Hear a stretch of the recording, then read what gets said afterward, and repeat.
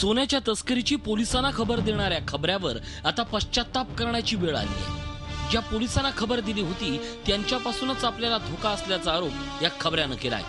या खबऱ्याच्या म्हणण्यानुसार बँकॉकहून स्मगलिंगचं सोनं येणार असल्याची माहिती त्यानं कल्याणमधील महात्मा फुले चौकीला दिली होती।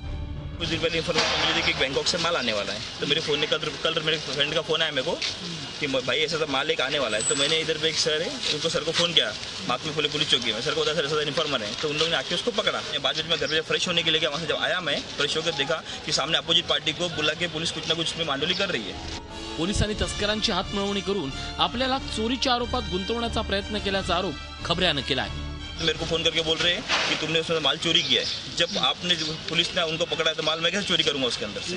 और मेरे पे 2 बिस्किट का क्लेम लगाया जा रहा है और मुझको पूरा सैंदो फंसाया जा रहा है। या सोन्याच्या तस्करी प्रकरणी खबऱ्यानं प्रसार माध्यमांकडे धाव घेतल्यानंतर राजेश आहुजा, नितीन सुतार आणि हिना पोपटानी या तिघांना अटक केली आहे। आहुजा हा बँकॉकवरून त्यानं तो हे सगळं सोनं घेऊन आला होता आणि त्याच्यानंतर त्यांनी हे दिल्लीच्या एअरपोर्टवरती ह्या 2 दुसरे सुतार आणि पोपटानी यांना ते हँडओव्हर केलं आणि ते ड्युटी न भरता, कस्टम ड्युटी न भरता ते निघून आलेत।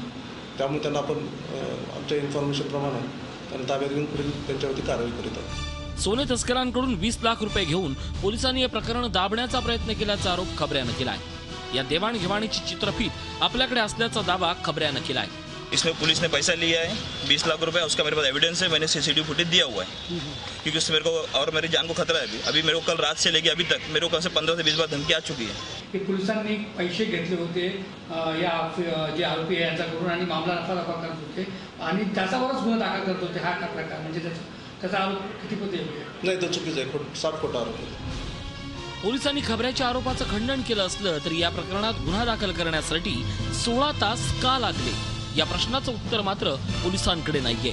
त्यामुळे या प्रकरणातील पोलिसांवर संशयाचं धुकं आणखीनच गडद झालंय। विशाल वैद्य, झी मीडिया, कल्याण। झी 24 तास रहा एक पाऊल पुढे।